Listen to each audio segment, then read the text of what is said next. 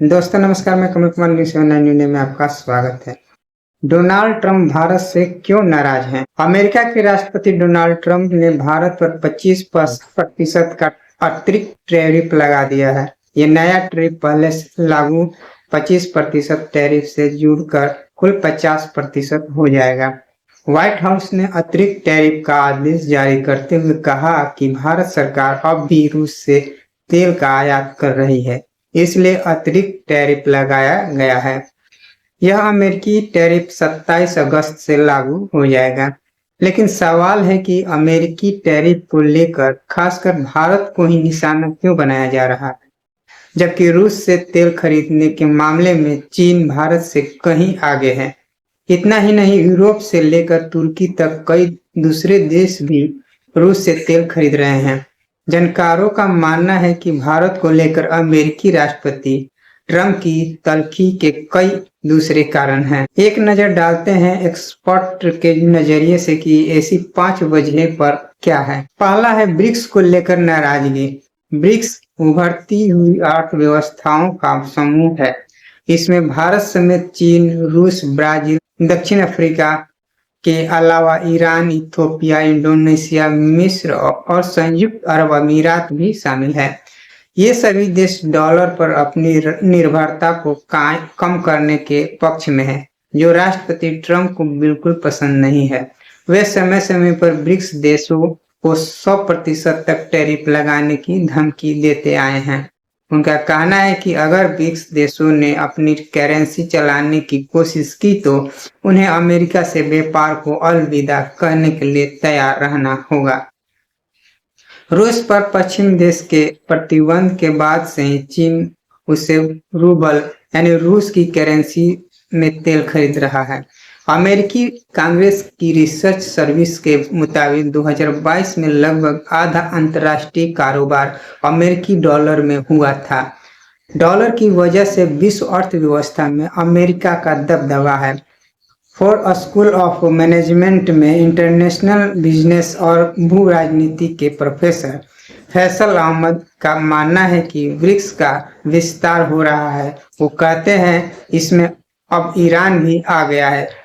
Local currency की बात कर रही है, जिसे लेकर अमेरिका को डर है कि डॉलर को तभी कमजोर किया जा सकता है जब आप मजबूत होंगे। अगर टैरिफ ज्यादा लगेगा तो अर्थव्यवस्था को नुकसान पहुंचेगा और अमेरिका का दबदबा बना रहेगा। वहीं दूसरी तरफ थिंक टैंक गेटवे हाउस के फेलो निमा बासु कहती हैं ब्रिक्स के अन्य देश काफी चीजें लाना चाहते हैं, लेकिन वे भारत के सुस्त रवैये के चलते नहीं ला पाते हैं। भारत पर ये आरोप बार बार लगता है कि वह अमेरिका के कारण ब्रिक्स को कमजोर कर रहा है। वे कहती हैं ब्रिक्स के अन्य देश भी अमेरिका पर निर्भर हैं, सिर्फ भारत ही अकेला नहीं है। बावजूद इसके भारत को इस तरह से अमेरिकी टैरिफ का सामना करना पड़ रहा है। दूसरा है ट्रेड डील पर नहीं बनी बात। अमेरिका कई सालों से भारत के साथ ट्रेड डील करने की कोशिश कर रहा है। राष्ट्रपति ट्रंप के पहले कार्यकाल में भी यह कोशिश हुई थी, लेकिन बात नहीं बनी। ट्रंप का मानना है कि भारत के साथ ट्रेड डील अमेरिका के लिए भारतीय बाजारों को खोलने का काम करेगी, लेकिन कुछ मुद्दों पर सहमति नहीं बन पा रही है। नया निमा बसु कहती हैं भारत ट्रेड डील के वादे से पीछे हटा है, हालांकि उसके अपने वाजिब कारण है, क्योंकि अमेरिका भारतीय बाजार में ज्यादा एक्सेस मांग रहा है। भारत और अमेरिका के बीच कृषि व्यापार 8 अरब डॉलर का है, जिसमें भारत चावल और मसाले निर्यात करता है और अमेरिका से मेवे, सेब और दालें मंगवाता है। विशेषज्ञों का मानना है कि अगर भारत ने अमेरिका को रियायतें दी तो वह किसानों से एमएसपी पर फसलों की खरीद पहले जैसे नहीं कर पाएगा और यह भारत में एक बड़ा मुद्दा है। वही डेयरी उत्पाद और चावल, गेहूं वो चीजें हैं जिन पर भारत की ग्रामीण अर्थव्यवस्था टिकी हुई है। तीसरा है चीन के साथ नजदीकी। 2020 में गलवान घाटी में भारत चीन सैन्य झड़प के बाद प्रधानमंत्री नरेंद्र मोदी पहली चीन यात्रा करने जा रहे हैं।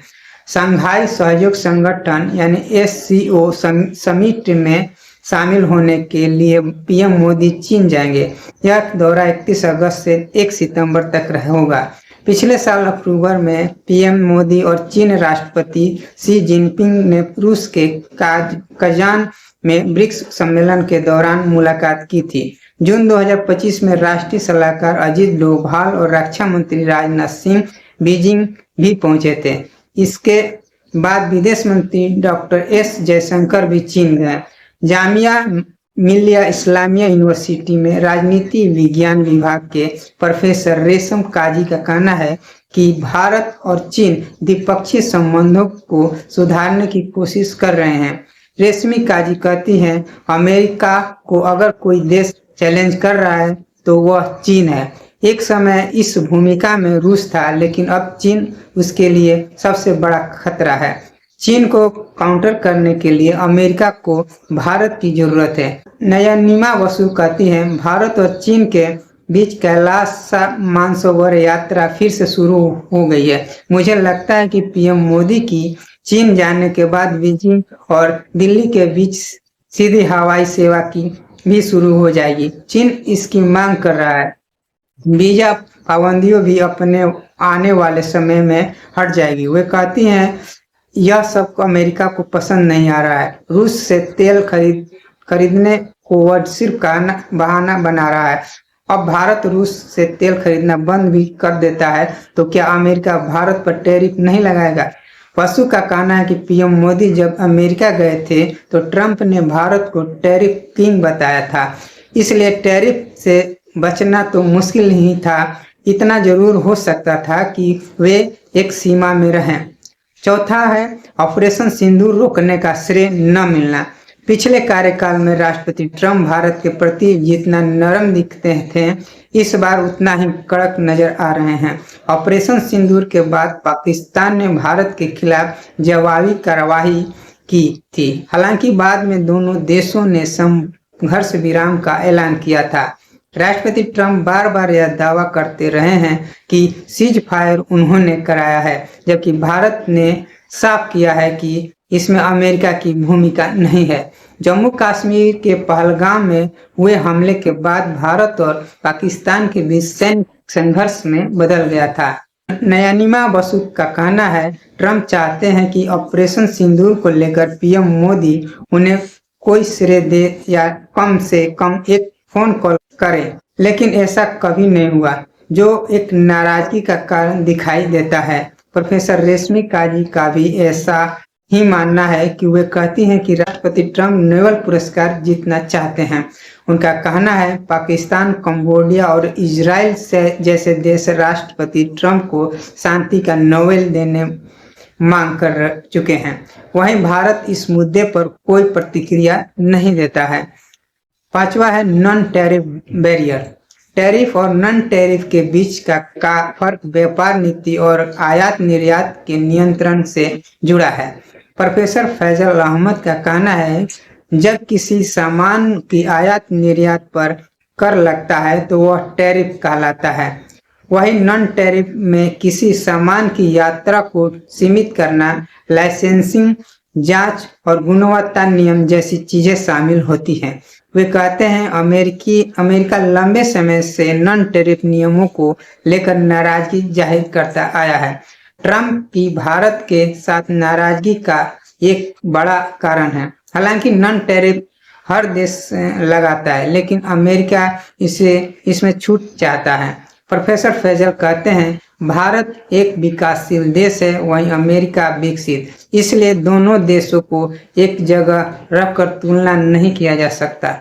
भारत का जोर घरेलू मैन्युफैक्चरिंग को बढ़ावा देने पर रहा है। दोस्तों बस इतना ही, फिर अगले वीडियो के साथ हाजिर होंगे। नमस्कार।